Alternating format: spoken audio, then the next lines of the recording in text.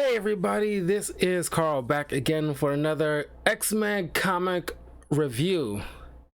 And I nearly forgot about this as I'm trying to go over each X-Men event after I took care of all, like, not every, but like a vast majority of like solo adventures of certain core recognizable X-Men members. I completely forgot about the Dark Phoenix saga. As many times as like the movies try to portray this and failing miserably, as I gone through this, hear me out, I think the last X-Men Dark Phoenix film, in terms of live action, arguably got it the closest. As I'm reading through this, didn't do as well, but as I'm reading through this, it's like, oh yeah, I recognize this from the movie. It was a movie from the movies. It's just like, okay, I see where they're going with it. Is, you know, try to do their own spin to it, and it just did not work because I think they needed key people that they probably already use and don't have anymore. It's just like, yeah, it just wasn't a true to life Dark Phoenix saga. And on top of that, as I mentioned before, you have so many other iconic X-Men events, a lot of which I'm going to be covering here on the channel. But it's like, because the next X-Men event that I'll be covering will be Onslaught. And it's like, man, you gotta do a lot with like Onslaught. But you know, for some reason, it's like this is the only thing that a lot, I don't know, is the Hollywood or, you know, the director themselves, but it's just like, okay, did you just do a quick Google search and just pick the first one that popped up in terms of X-Men event and you just see this? I don't know. I don't know if they just could not make the other events work, but you didn't even give it a freaking try. But anyway, this is written by Chris Claremont and John Buscema, by Byrne. And yeah, man, it's a kind of truncated. It's like what, like 6 issues, I guess, 6-7 issues maybe of this saga. And man, the art, the way they make Dark Phoenix look is just sheer terrifying. Her and Scarlet Witch are just like, it was, somebody asked me like who will win between, like, you know, Dark Phoenix and the Scarlet Witch. It's like, man, I don't know, because one is a cosmic being and the other is like, you know, like one of like the most powerful witches in the Marvel universe, comic universe. And it's like, I don't know, slightly I'd probably give it to Scarlet Witch, slightly, given the fact that they both have, like, you know, mental instability a bit for different reasons. But reading through this, it's like, if you play it in a certain way, as you saw in Doctor Strange 2, mutants can be very scary if you play them in a certain way, and it feeds into the narrative in a story aspect as to why, you know, people are scared of mutants, because, you know, it lends certain level of credence, because it reminds me just now, you remember the recent live action Mortal Kombat reboot movie where they treat Sub-Zero like a freaking slasher horror movie villain? And just like in Doctor Strange 2, they treat like Scarlet Witch like a slasher horror movie monster. So it's just like, yeah, a lot of their powers could easily be like a legit scary prospect. So, you know, it's like, oh my god, this person, like legit can just, allow these characters, if they felt so freaking inclined and have like a different moral compass, they could like Storm alone could affect the entire globe. A lot of mutants are like,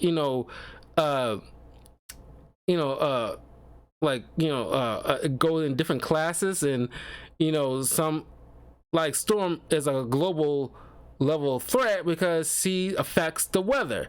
So she felt so inclined, she can make monsoons happen in the Sahara Desert if she felt so inclined. So it's just like that level of sheer power is terrifying. Very hard to stop her. Not impossible, but very hard.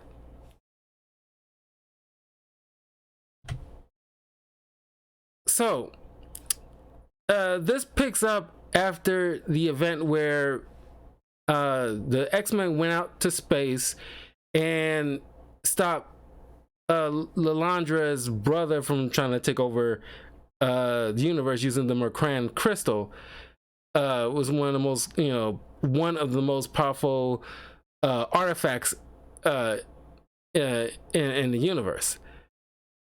Now, of course, reading through this, I can't help but think of the X-Men 90s TV show, where they arguably, that's probably the only one that actually did a best job at adapting the Dark Phoenix saga, but it had the benefit of being a TV show, so that way they can take its time to really heighten up the tension and the drama where it needs to be.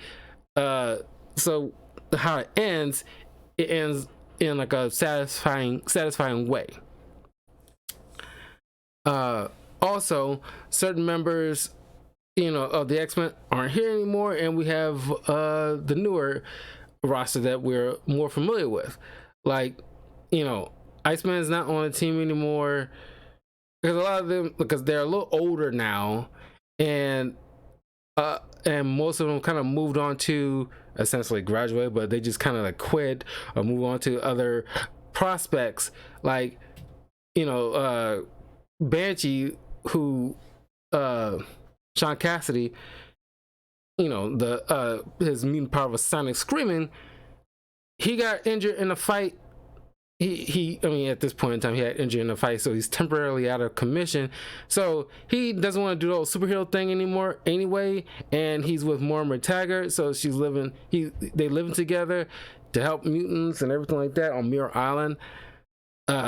Multiple Man was on the team for a brief stint. He's pretty much like, want to quit. Beast went off to the Avengers around this time because he's kind of got sick with the whole stuff that the X-Men go through. So because there's been a couple of times when the Beast wanted to move on to other stuff because the X-Men struggles comes too much for him. It gets kind of exhausting and tiring. Iceman went off somewhere. I don't know what happened, but now we got Wolverine, Storm, Colossus on the team, and Nightcrawler. We haven't got to the point where we have Gambit on the team yet, or Rogue, but there's gonna be moments here that, unlike the TV show, they couldn't do, because the TV show had Nightcrawler in a couple of episodes, but not during the Dark Phoenix saga. And there's moments in this comic where in the TV show they had Beast do, but they couldn't do because they only had Colossus on a couple of episodes in the entire series, so he was on the main roster doing what we see in the comics here. So it's like you can forgive them better than you would with the live action movies.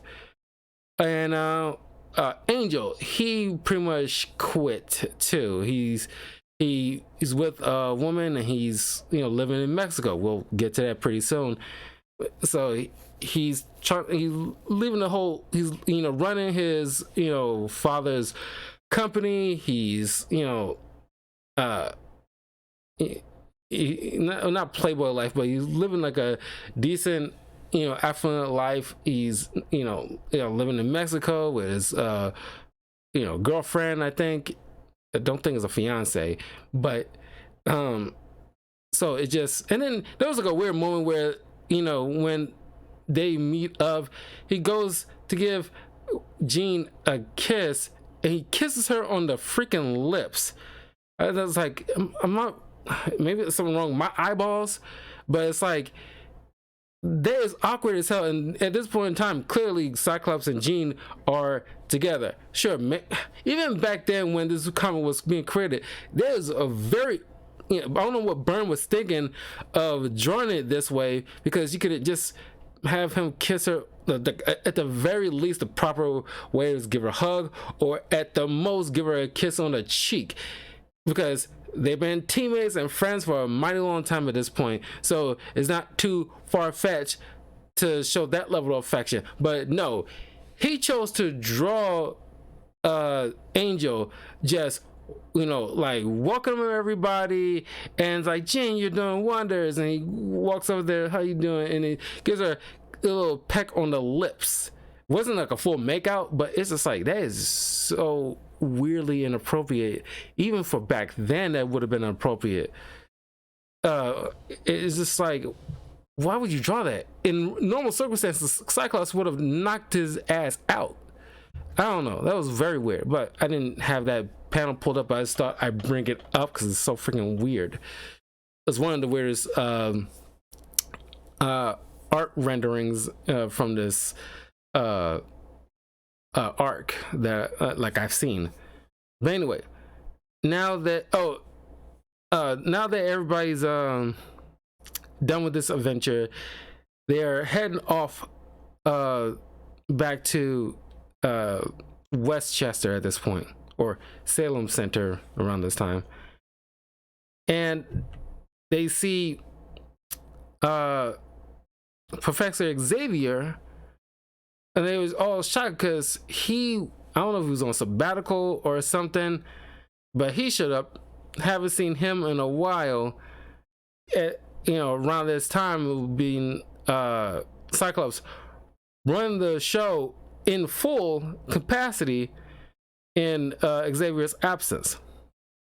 But around at least halfway, the first halfway point of this arc, Xavier is acting like a dick a bit, because, and he pretty much confesses to Angel later, but he is just like, pushing the X-Men very hard. And of course, Storm, Colossus, Nightcrawler, and Wolverine are like the newbies on the team at this juncture, especially Storm, because you always imagine Storm as like this powerful second in command leader, and it's like, man, yeah, that would have been like a time where she would have been like the new kid on the block and not know any better. But growing up, you're so used to her taking like a co-lead of the X-Men next to Cyclops, and it's like, wow, it's just kind of never seen Storm as like the new kid on the block, and making certain mistakes that you don't normally see Storm making. And it's like, everybody got to start somewhere, but it's just like, wow, I never seen Storm in this position before. But Xavier's pushing everybody through all this training. Of course, Wolverine ain't having none of that, so he's leaving because he's like just head up to here, because it's like, Xavier's treating them like new kids on the block, and of course Wolverine is older than all of them, so he ain't trying to have none of that bull crap. And of course Cyclops trying to have like a man-to-man talk with Xavier, because obviously he feels like, hey, like, I pay my dues, I'm no longer when you're students no more, I'm a grown man, let's have like a chat, because you're really pushing everybody hard, where it's like normally you wouldn't have gone like go this hard before. But you find out that Xavier is just a little bit butthurt, for lack of a better word, that he feels out of place, or just insecurities. uh even like the best of us have those, where he feels like he always been playing like the team leader in a way. But now Scott has gone to the point where you know he feels like I am out of place. Nobody gonna feel it. Like, who am I if I'm not like the leader of the X-Men? And like, you still can, like, because you're a grown man, he could just like had this chat instead of chastising or like butting heads with Cyclops, like like a petty child, essentially. You could just explain, like you did with Angel. I'm not sure if like Angel is kind of like a pseudo, because he looks like an angel. You just can't help but feel like you could just confess stuff to him. But he is just like feel like what can I do? How? Because being in a wheelchair, and because you still have your mind, but it's like it's still, he wants to play an active role so bad where he has to like pseudo like overcompensate by going through this training. Like, I'm the leader, like we're going through this training and stuff like that. It's just it's like he's going through the whole thing. And of course, after talking with Angel, he's kind of like simmered a bit, but he didn't really. Maybe in the next arc, after this was done, he would have like had like a sit down with the X-Men and let him know what's what with him and apologize. Who knows? I don't know. Mainly stuck with this particular arc. While this was carrying on, unbeknownst to them, they're being spied on by the Hellfire Club. And this is where we meet like Sebastian Shaw, Emma Frost. I forgot this dude's name. It starts with a W. Juan Roray. What is it? Wingard. And then there's a couple of guys, like a fat dude that can pretty much control gravity, and a cyborg. Don't know their names like that, but you've seen them from the TV show, so you recall. But they're not as important as Wingard, Emma Frost, and Sebastian Shaw. They're like the real villains that you pretty much paying attention to, and everybody's just background window dressing. And they're making a play at not only taking down the X-Men, but seizing control of Jean Grey, and by extension the Phoenix.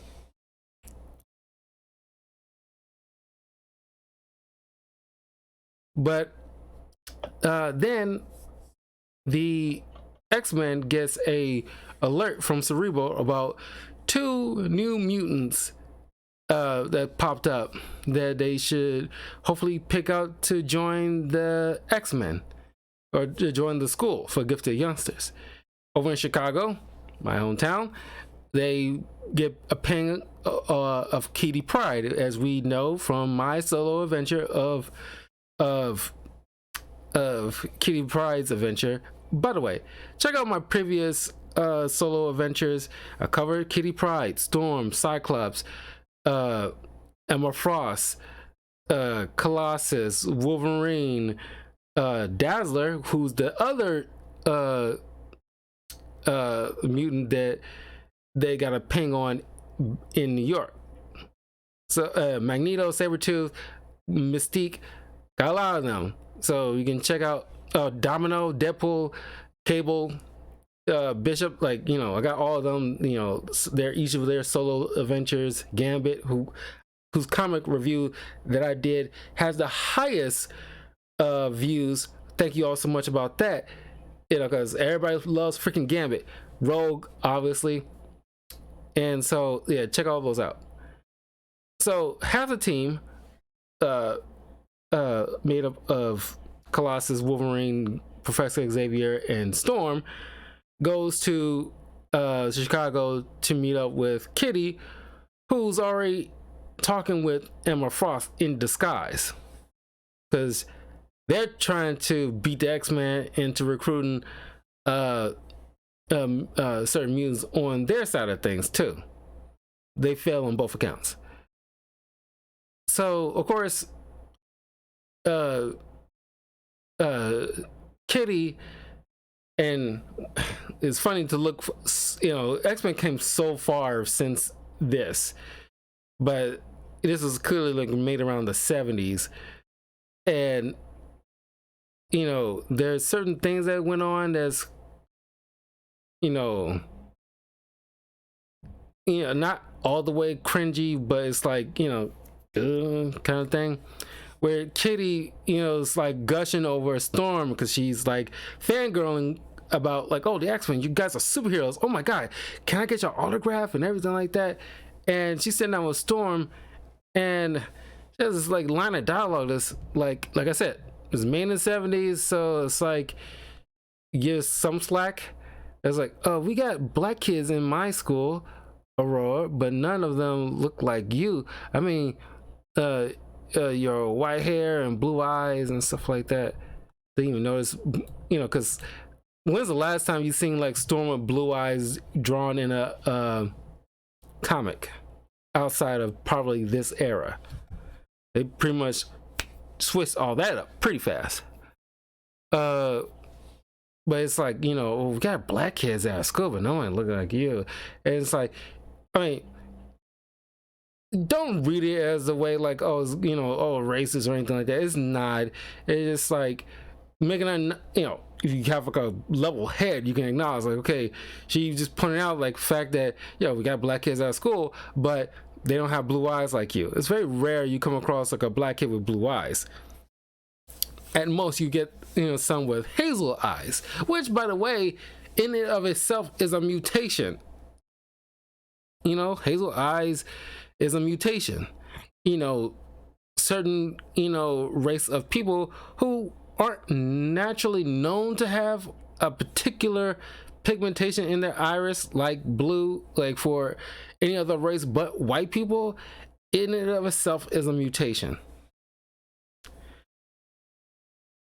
Then you got Jean, Cyclops, and Nightcrawler splitting off into New York to go find Dazzler in this kind of like it's kind of like looks like an abandoned building, but it's like a club, hidden club kind of thing that Dazzler is performing at. And now there is rumors that in Deadpool 3 you might see Taylor Swift.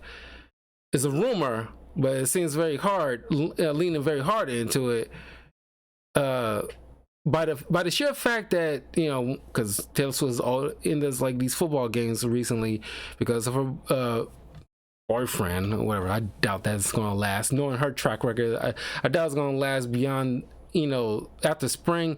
That's gonna be dead. But early on, she's seen in like those suite, those box suites at the football games with Wolverine, Hugh Jackman and Ryan Reynolds, and it's like I don't know how these two these three like just meet up like that. Could be coincidence, but it's just people just wondering, could she be Dazzler? Because there's some level of similarities, and she is a singer, so it's like yeah. But anyway, while Storm and the others are at the mall shop, remember those?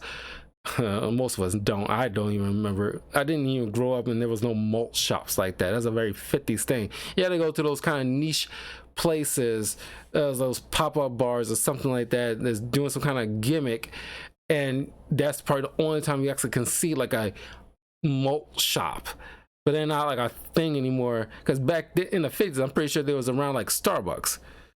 But they go into this like malt shop and they're getting attacked by these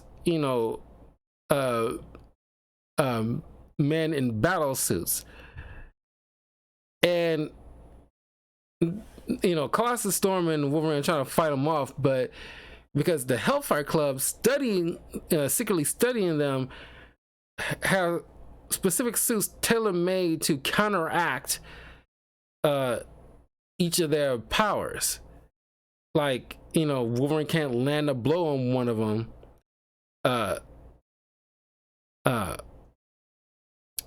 And the other, prevents, any type of elemental effect that Storm will produce, trying to bring down her foe.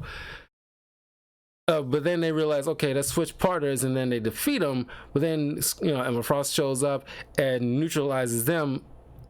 And they, of course, they have mental barriers that Professor Xavier and Jean put in place with the X-Men members to prevent any particular psychic attack.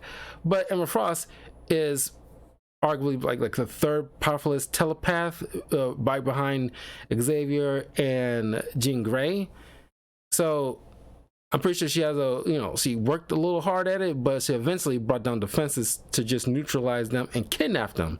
But Kitty ended up getting away, sneak on board their ship in order to figure out where they're going so she can try to get some help for them.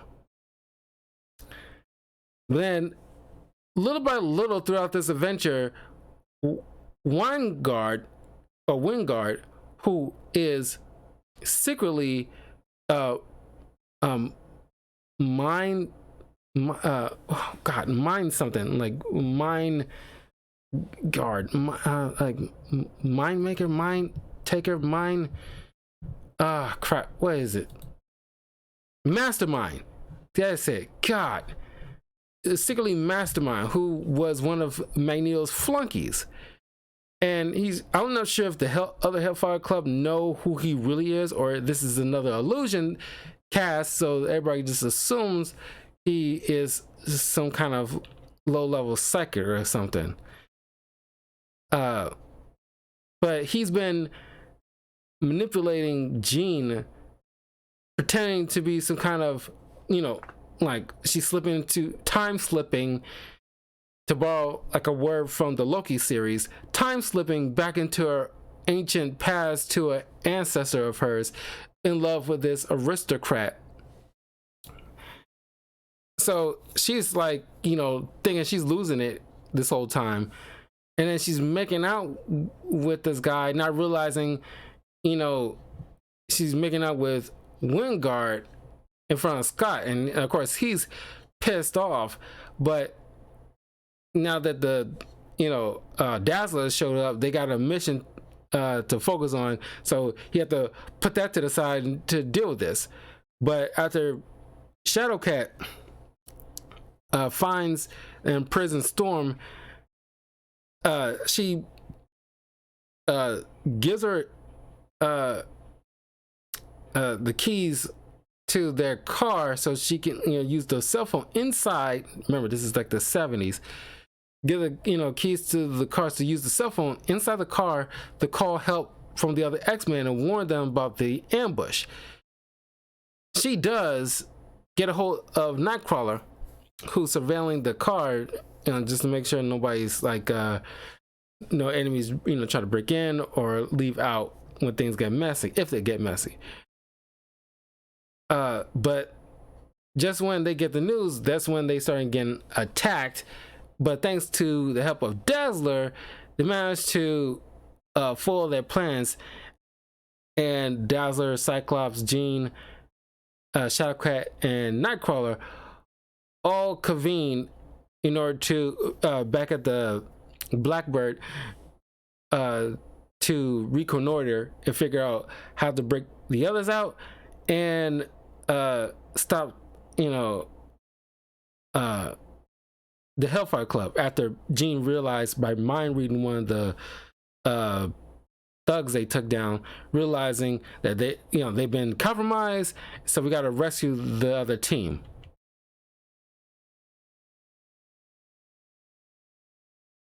So they concoct this plan to have Jean formulate a mental disguise to think like, oh, the X-Men's been captured and one of the uh uh thugs is like still conscious and uh in control and everything like that. Of course, Emma Frost is like, okay, I'm not fully buying it, but I'll come down and check in a minute. I'll send reinforcements to come down and check. They get close enough so Kitty can sneak inside to help break the others out. And of course, it's around the time that Kitty doesn't have full control of her powers. He only, by happenstance, learned how to just break a lock when she phased through Wolverine's cage in a little bit. So, in case you're wondering, why didn't she just break, Storm and the others out earlier? Well, she only just discovered her powers. She, just can't just do all that just yet. She's not an expert yet, because we know the X-Men now. They, most of the core roster that we knew in the 90s and early 2000s, now they're just like, they're like top tier experts in terms of like power scaling. Like Kitty is just like almost like an assassin. Like if you read if you watch my review of Shadowcat, Kitty is trained by Wolverine in terms of stealth, ninjutsu, swordsmanship, and she mastered her powers to be able to phase in such a way, not just pass through stuff, but actually walk on the air currents and things like that. It just, she's like the probably like one of the S rank type of ninjas, because she actually can, she's not only stealthy, she can go through walls, and like she's far cry from what she is right here. So it's very like, man, this is so odd to look back and say like, wow, you guys were newbies, such newbies back then, and now y'all just like, y'all are teachers.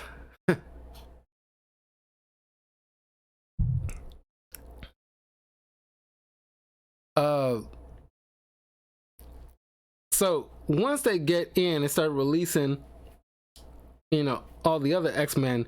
Now here, this is when I watch certain panels of Phoenix, because the Phoenix slowly is starting to, there's a progression with the Phoenix, whoever, get possessed by one.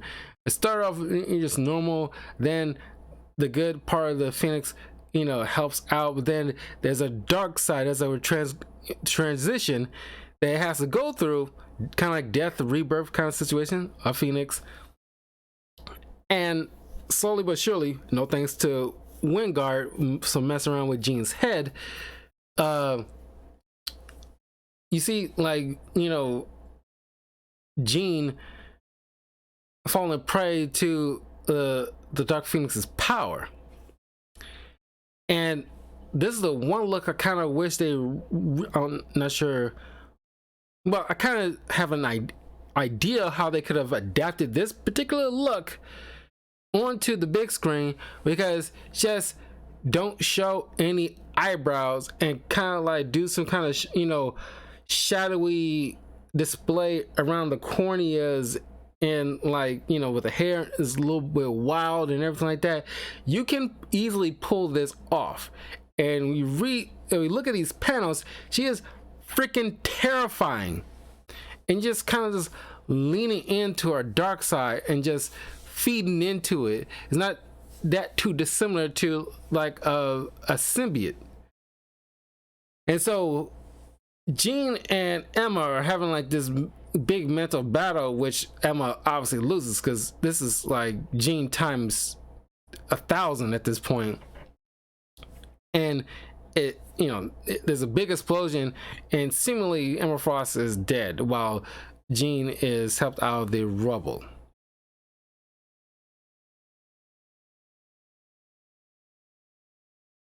So they eventually take Kitty back home, and of course, like, the dad is kind of furious because like y'all went out to this mall shop and then y'all disappeared. What the heck y'all do to my daughter? What's going on? Blah blah blah.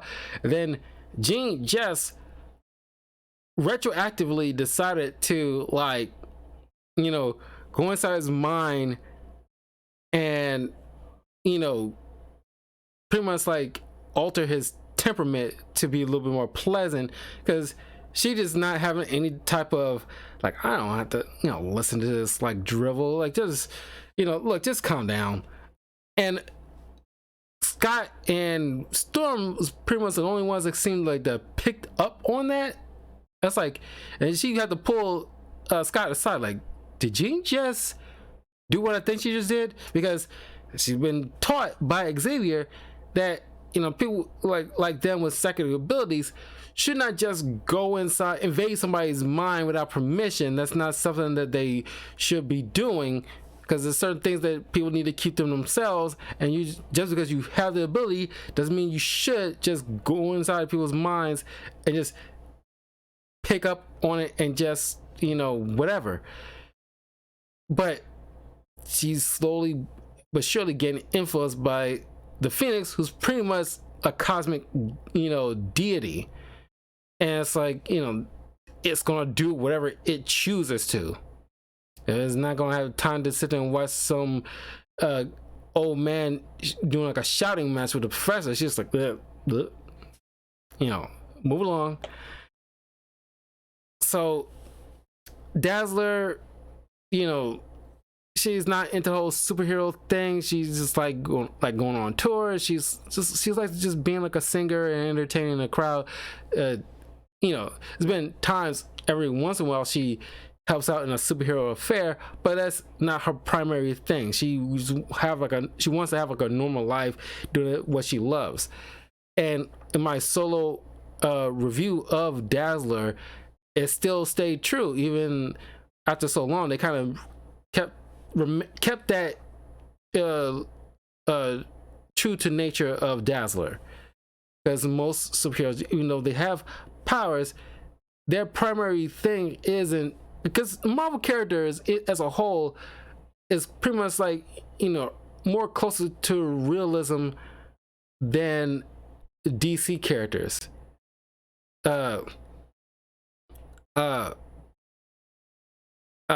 It's, you know, the same way how you feel about, you know, people love Spider-Man, because it's kind of like an everyday dude trying to, you know,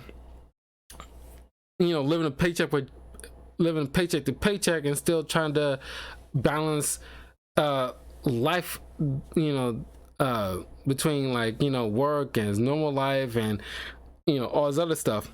So it's just, you know, Marvel characters tend to be a little bit more relatable.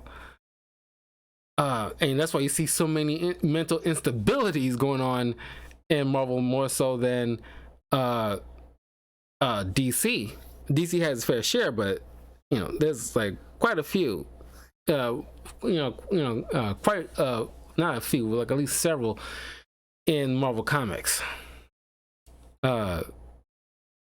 So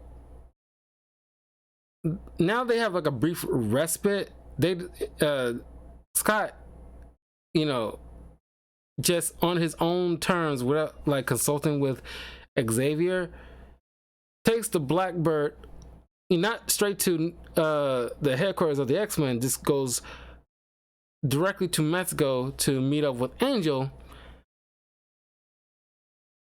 And once again, you know, Xavier is butthurt about it, but, you know, Scott has a reason now, because Scott is a freaking leader, and not a lot of people give Cyclops the respect that he is due, more so because certain writers keep feeding into the narrative how much he's kind of like a stick in the mud, or, you know, whatever. He actually is a really good leader. So he knew that, okay, somehow the Hellfire Club knew how to deal with us in strategic ways and systematically attack us, you know, because somehow we're compromised. So in order to, at the very least, throw them off the trail so we can have a moment to think and regroup, we can't now go back right away to our headquarters. So they took a detour to Mexico to have a sit down with Warren, because he had like a big enough place for them to like hold up at until they figure something out. And he wanted to have like a one-on-one with Warren, so he has him fly several hundred, like at least not several hundred miles, but quite a lot of distance from Warren's home on like a on top of like a flat cliff area, so they can have like a one-on-one chat without any worry of any by listening to him or any potential psychic probe. So that way they're out of reach of Jean and Xavier. And he's confessing his concerns to Warren about what went on, and he brings up to the fact that since Warren is part of like the rich crowd, Warren happens to have at least him and his girl have been invited to like the Hellfire Club, because on the surface it seems like a legitimate social club where certain high-ranking officials come to congregate and do business or just socialize or whatever weird rich people tend to do or get into. And Warren's like, yeah, but I seen what they got going on. I didn't want to be a part. Me and my girl didn't want to be a part of that, so we just kind of like rescinded their invitation to join the Hellfire Club. But then Scott gets an idea to use Warren to request invites, so that way Scott and the others could infiltrate the Hellfire Club and do some snooping. But then Jean shows up so they can have some alone time. Now, before they start, doing the bedroom dance, she wanted to do this mental thing where she takes a piece of her conscious and a piece of Scott conscious and switch it inside their minds. They want to be like, she want to make sure like we clearly we love each other to death. I want to be even closer with you, so we have like no secrets between each other. So no matter where each other are, how far apart we are, we always have like a piece of us with us wherever we go. This plays a big deal later. But then they infiltrate the club, but then once again Mastermind manipulate Jean to the point where now she's fully embracing Dark Jean in a way. And Storm, Colossus, Nightcrawler, and Scott gets taken down.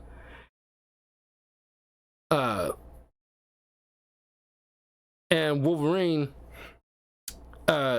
gets blasted through several stories below into like a sewer area.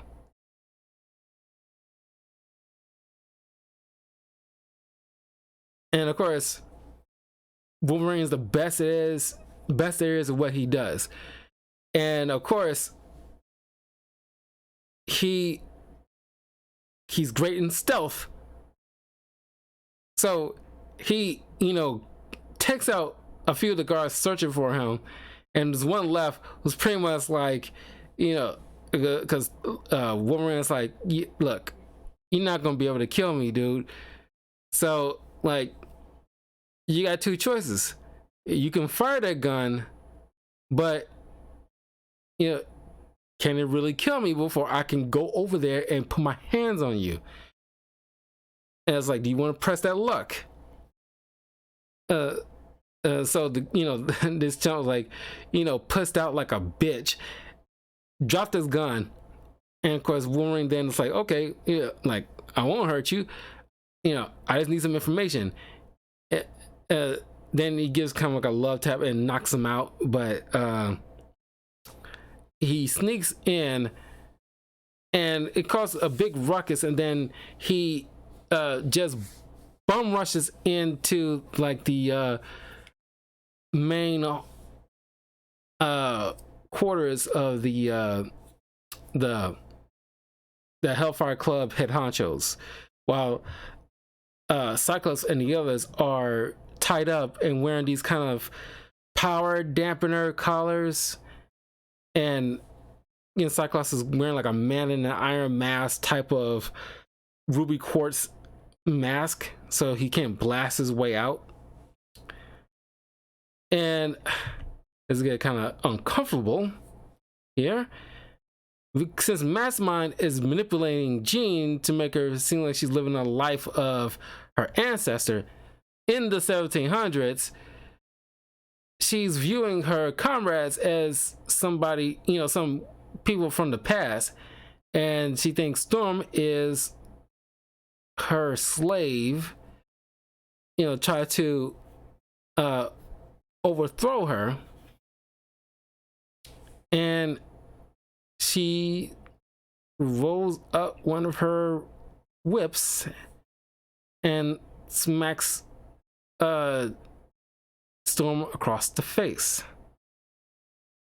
Even though they all understand she's being manipulated, this was still kind of like, ooh, God. So it's just like, okay, we'll just breeze past it. I don't want to dwell on this because this is, it's like, let this go. It's not something that needs to be harped on, but it's like, wow, I can't believe they put this in the panel back then. It's like, oh God. But Scott realized, okay, I can reach inside Jean's mind using the conscious he put there, so that way we can always stay connected. So he uses that in order to get inside her mind, but Mastermind already figured out that little piece of consciousness. So they do like a sword duel inside Jean's mind. And of course, don't know why that, because Scott mentions how like he's not like that efficient with sword fighting, but you're in a mindscape. You can pretty much do whatever to an certain extent, even though it's Jean's mind, but you're in like a mindscape. You can't figure out a way to just make yourself an expert sword fighter. I don't know. It just seems like a, because like you're inside like a mind space. It's like you can just do whatever your imagination come up with. You're gonna easily have some fun with this if you wanted to. But I guess it served a particular purpose. Scott ends up losing and seemingly dies, very i.e. Freddy Krueger style, where it's like if you die in somebody's dream, you might die for real, but he didn't really die. But that left a jolt or a shock to Jean's system, where she kind of snaps out of the hallucination because the true love of her life is hurt. So she unlocks, Scott's shackles, so then he can fire his outer beams, releasing the others. So now all the X-Men are, taking out the Hellfire Club. The fat guy gets injured by Wolverine later. Then Colossus, gravely injures the Cyborg. But Storm, Colossus, and Nightcrawler deal with Storm and Colossus. Storm, Colossus, and Nightcrawler deal with Sebastian Shaw. And of course, it's hard to deal with a guy like this because he absorbs, any physical attack, no matter how minor, and adapt it into kinetic energy, making him devastatingly powerful. But Storm realizes she can counteract that by exposing him to severe elements like causing like a big blizzard falling onto him, which kind of diminishes his power. So him and the cyborg, run away. Of course, also I want to point out that Shaw and Wingard had like some kind of subtle animosity towards each other, because Wingard slash Mind Master has plans of overthrowing Shaw to take over the Hellfire Club. And of course, Shaw already had like an inkling on that. So the only leverage Wingard had was the closeness he gets with Jean. So that way he can easily like use that against them. But now that Jean slash Phoenix is out of that hallucination, realizing that Mastermind has been manipulating her this whole doggone time. So you want power. So she decides to expose his mind to the infinite amount, the infinite space and reality that's more so than a human mind can take, leaving him like a catatonic husk. So he's a drooling mess at this point. The X-Men reconvene and they get on the Blackbird and fly off right as like just a terrible downpour. And that's when the Dark Phoenix truly takes over Jean, blows up the ship with the X-Men falling, while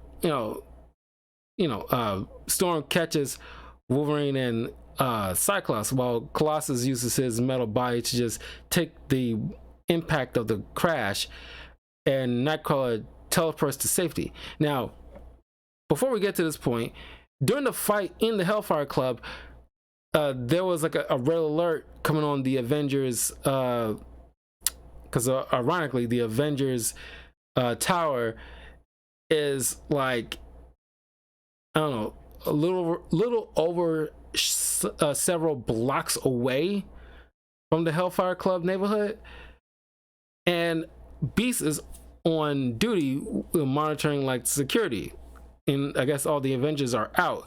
So he gets a ping. There was like a emergency at the Hellfire Club, and he legit contemplates whether or not to deal with that, because he doesn't want to deal with X-Men BS anymore. He's quite comfortable like just being among the Avengers.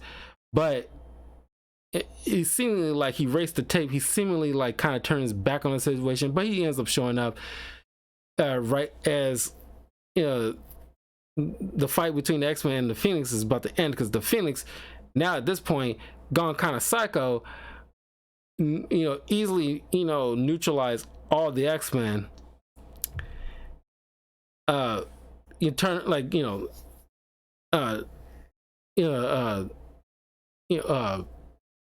shocking Storm, neutralizing Nightcrawler and mentally Nightcrawler and Cyclops, and Colossus tried to throw a tree at Jean just to subdue her. She turns that into solid gold, and Wolverine tried to help Colossus. The whole thing just falls on top of them. They're just out. It wasn't even like barely a fight. But her power is growing so immensely at this point. She's about to dart off out into outer space. But in that wake, that her power is fluctuating at such an exponential rate, is picking up almost everybody on a certain level, whether street to cosmic level, is picking up on this. The Fantastic Four, Reed Richards, his equipment's picking up strange level of energy, that he never seen before. Spider-Man's spider sense is like going, is firing off all cylinders at this level of a serious threat. He doesn't know where the heck that's coming from. It seems like it's all over the freaking place. So he can't really focus on it. Doctor Strange, senses it on like a mystical scale. And then the Silver Surfer is literally like, out in space, and he even picks it up on that, and he's thinking like, because it's going to continue on to a Silver Surfer adventure, but he's trying to figure out what's happening on Earth. Why is this level of power is sprouting up out of nowhere? So it's like the Phoenix Force is like massive. It is like a serious thing that's not to be played with. I'm talking like darn near Galactus level of a powerhouse, it being housed by normally Jean, but just particular human host that can probably withstand it being like an avatar. Which, if you watch my Jean Grey comic book review, there's been like several other hosts of the Phoenix Force beyond just Jean. So she's flying out into the further depths of space, into this whole nother galaxy. She goes into the sun to feed off energy to replenish herself, so she can make further travels out into the wilderness of space, but without any type of care or acknowledgement. It caused a chain reaction in the sun that sped up its, because eventually every sun star eventually dies out and explodes, annihilating anything in its particular radius of a particular solar system. This would have been like would have gone out like billions of years in the future. Phoenix, but for feeding off of it, sped up that process within minutes. Now these alien races from these other habitable planets nearby immediately starts, because the sun, exploding causes like a massive solar flares that obliterate every planet in its radius. And right near there's like a Shi'ar ship, like a battle cruiser that notices it, tries to engage. It gets annihilated, which gets the notice of Lilandra, who is like, okay, we gotta, because now it's like the alien version of like the UN. Pretty much like, okay, we gotta deal with this. Billions of people are dead. And one of the Shi'ar, forces got annihilated. It's a serious matter that needs to be dealt with. And of course, while this was being talked about, Phoenix flies back to Earth because it's still Jean underneath it. So she just wants to go home, but she goes in and out of the Phoenix, where it's like the symbiote feeding off of her kind of like negative emotions, because the Phoenix never experienced certain levels of passion and certain level of human emotions that's overwhelming her, that now it's kind of like Jean is being forced to I don't want to say forced, but her powers are just like in flux right now, so she can't control the fact that she's reading the minds of her parents and her sister. Didn't even know she had a sister. That's another thing that's never been depicted outside of this comic. I never knew that Jean ever had like a sister or nieces or nephews, apparently, but I'm pretty sure that pretty much they might got either retcon or just forgotten about. I think it's the latter, because that's never even been brought up since. but she's reading their minds. It's like, even though there's stamped deep down in their subconscious, but it's like, oh, they are afraid of me, so they should be afraid of me. I got all that power. They never really loved me. My sister, she's just jealous, and it's like, the Phoenix is just like, and I like this because kind of Jekyll Hyde thing going on, because you see in certain panels, Jean is a little bit more softer, her hair is a little more naturally curly, but when the Phoenix is like rearing its head, the hair starts going freaking crazy, and it's like no eyebrows, and she's like intensely mad. And it's like, yes, that's what we needed in these live action films. If you want to do the Dark Phoenix saga in the future for the MCU, you have to do it pretty much, right off the page, where it's like you gotta show the level of duality here, because it's two people inside this mind at this point, and like we want to see like soft Jean, because this leads into a very heartbreaking moment at the end, because Jean's always been like the soul of the X-Men. She's always been like the guidance counselor essentially, so seeing her like just twisted like this hurts even more. So when you see her just like embracing those negativity in a way, or at least the Phoenix Force feeding off of it, because the Phoenix Force never experienced human emotions, especially negativity like anger, hatred, jealousy. So it's just like being overwhelmed by it and just leaning into it.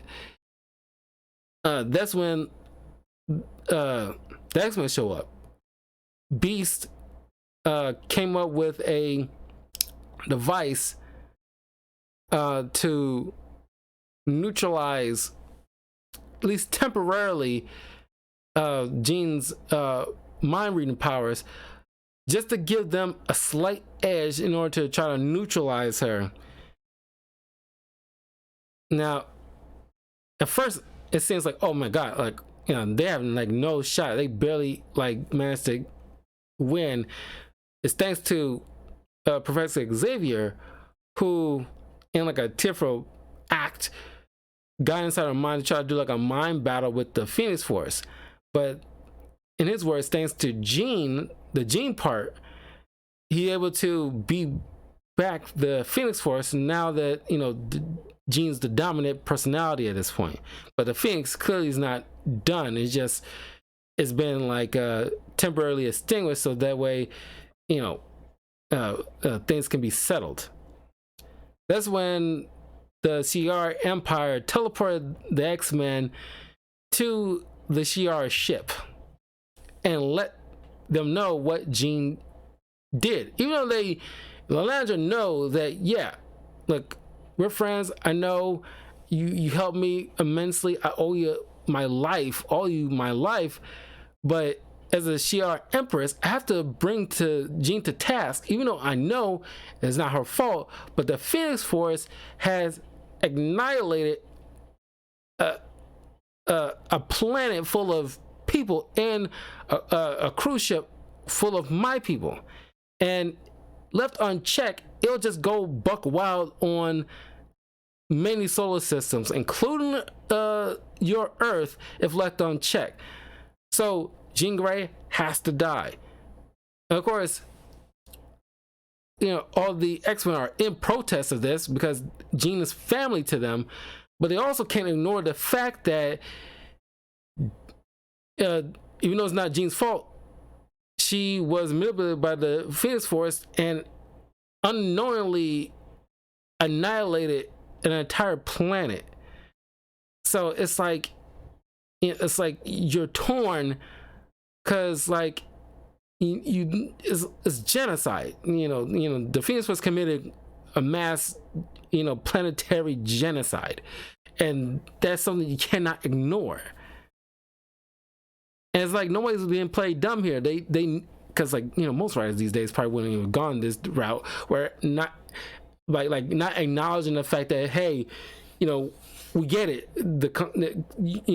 add this level of conflict here when each of the members' minds, it's like, I want to comfort Jean, but I also acknowledge the fact that, she killed a lot of people, even though it wasn't her fault, but she still did it. So it's like, but most comics these days are probably like, no, I believe Jean, this is not right. Like, just leaning hard to Jean's side without acknowledging the fact that there's death on her hands.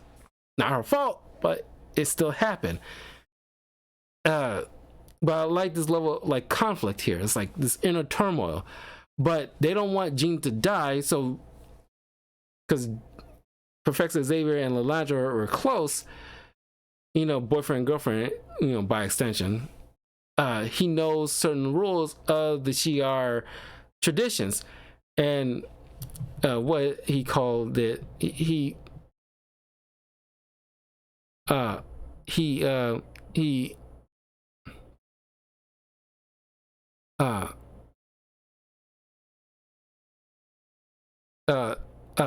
says Aran in Halar, duel of honor. So even though they try to convince Lilandra that they neutralized the Phoenix Force, everybody's not, everybody else doesn't want to hear it. They want to stamp this out before it gets worse. But since by Shi'ar rules, they have to have a duel of honor. So there's an agreement. If the X-Men win in a duel of combat, then Jean Grey goes with them to do what they wish. Even though most of the alien UN people just want to can't let them win. The learners are like, don't worry, they won't win kind of situation. It kind of kind of insinuates that they're going to cheat. But if Lilandra's team win, then they get to do what they please with Jean at this point. So they get like a night of respite, and by morning they'll start the duel. And I like this, moment where you have like a night with everybody in their separate quarters, having like a moment to think of like and contemplate the push and pull of their feelings about having to deal with Jean and like having to like avenge the death of billions of people on a planet. And it's like it's a tough struggle. But they all end up siding with Jean, and it's like, I'm not going against my friend. Even though justice needs to be served, they're not going to be solved by killing her. That's not going to happen. So they get teleported on this, on a moon in this like blue area, which is the home of Watu the Watcher, who at moments in the beginning of this arc and the end of this arc have like a narration about this whole entire escapade. And of course, he has like a brief run-in with the Wolverine when Wolverine falls in one of his homes, at least his kind of headquarters that's supposed to have been hidden. He accidentally falls in, and he's kind of get forced out because he's not allowed to interfere, but he doesn't want anybody in his home domicile.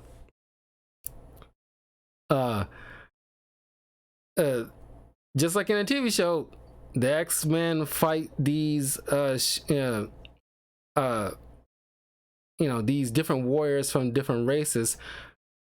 One from the Kree and the other, another one from Skrulls, both of which don't like being on the same team because it's still around time when like the Kree and Skrulls do not like each other. But each one of the X-Men gets taken down. It's down to Cyclops and Jean. But there's the Watcher right there, and he's like messing around using his technology, kind of messing around with Wolverine, and he gets kicked out. Wolverine doesn't even know what the heck is going on or whatever. He's at this point would have never met the Watcher. I think because the first person that the Watcher ever interacts with would be Reed Richards in the Fantastic Four, and this probably would have been long before the whole introduction of Galactus and eating and trying to devour the planet Earth situation, which is something I should review at some point, like the Fantastic Four meeting with Galactus for the first time. So yeah, and then each of the, like, each one of these alien races, like, just easily, like, just handles the X-Men. And then Colossus try to duke it out with Gladiator, who's one of the most powerful beings in the galaxy. Is like on like a Superman level scale, and like this guy easily beats up Juggernaut very easily, not even like a breaking a sweat. That's the level of power he has. And of course, as I went over Colossus' power when I was going over his solo comic, which I really thoroughly enjoyed, which you check out Colossus Bloodlines. And of course, Colossus, his peak of and shows of raw power, pushing it, when is able to have him go toe to toe with Gladiator, but only for a few minutes before he ends up getting knocked the hell out by Gladiator. And of course, Lilandra this whole time just like not enjoying this not one bit, because she sees her love for her life just is just sad in the fact that each of his X-Men is getting like beaten the heck up. Despite their training, they're not on the same scale as these alien races. They have like who has like a different level of power. I imagine X-Men today would be able to take on these particular combatants very easily, because they've definitely grown and adapted a certain level, either extra power or extra skill, to make them a formidable force. Like Storm at this point in time could easily take a half of this team, but that's not where we at that point.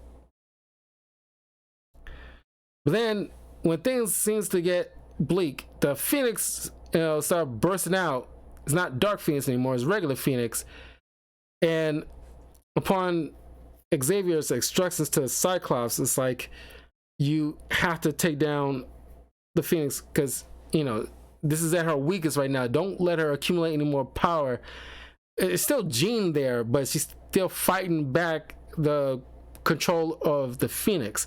Cyclops temporarily stops her, but he couldn't really do the deed. But since Jean is still mentally in control, she gets this machine up and running, not want to have Cyclops do the deed by his own hands and live with just her death on his hands, to show him like, man, this is like, they love each other, man. And it's not really really shined upon. I mean, it's shined upon in recent X-Men stuff, like at least in the past few years, it's really shined. But some people tend to forget these are a true couple that's willing to die for each other.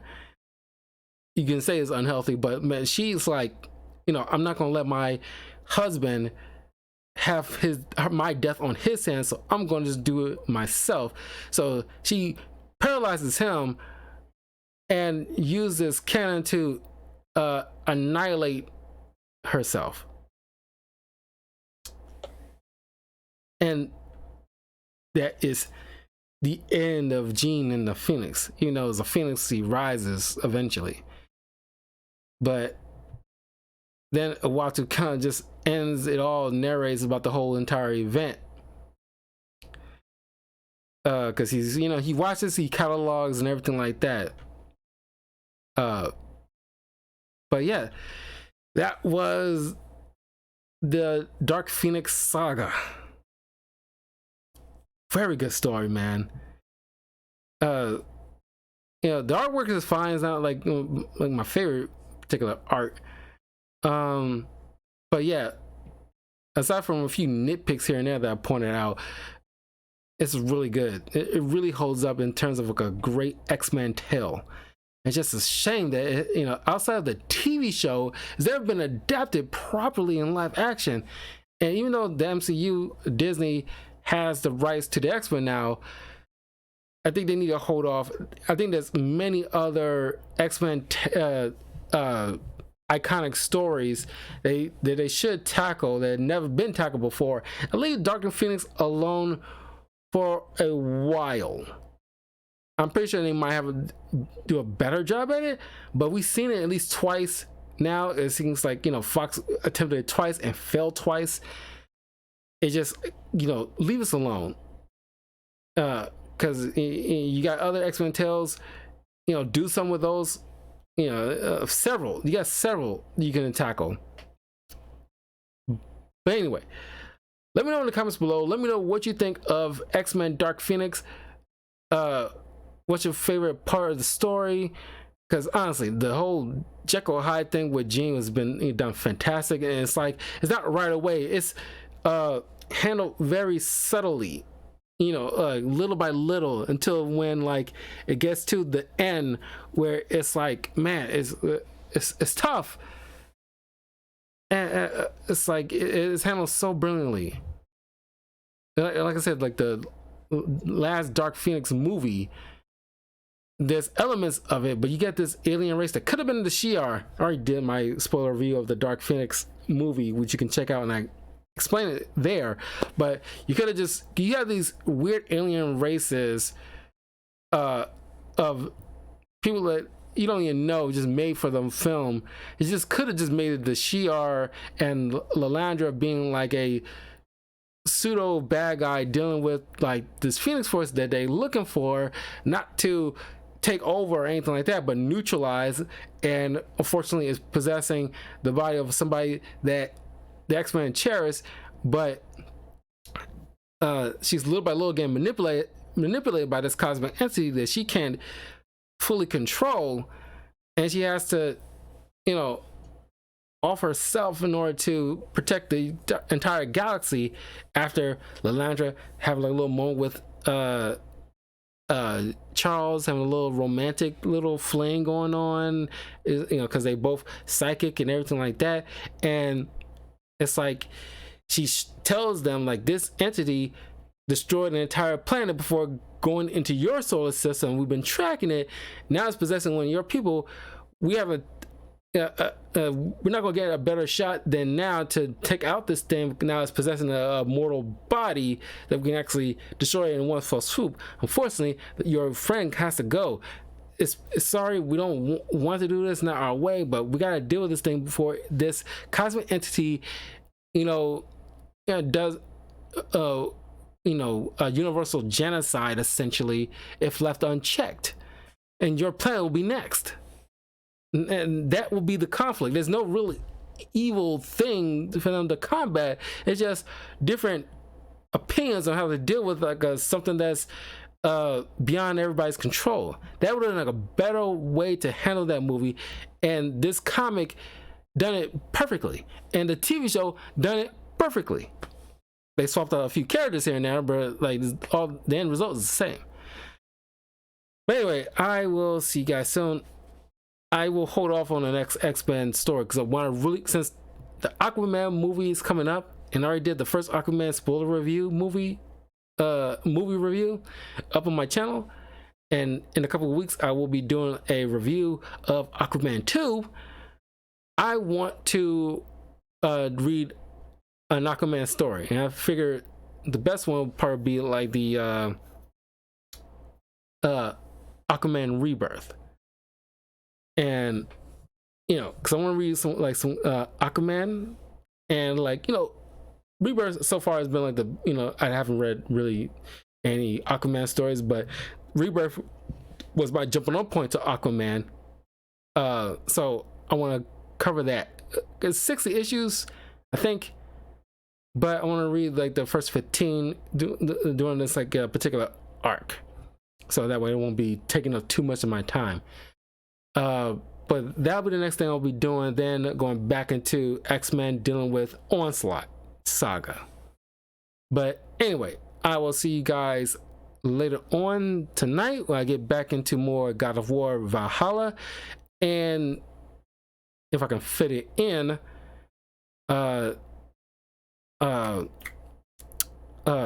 some Diablo 4. But anyway, I will see y'all soon. If not, have a great night. And I'll see y'all tomorrow for more Christmas movie reviews. Take care.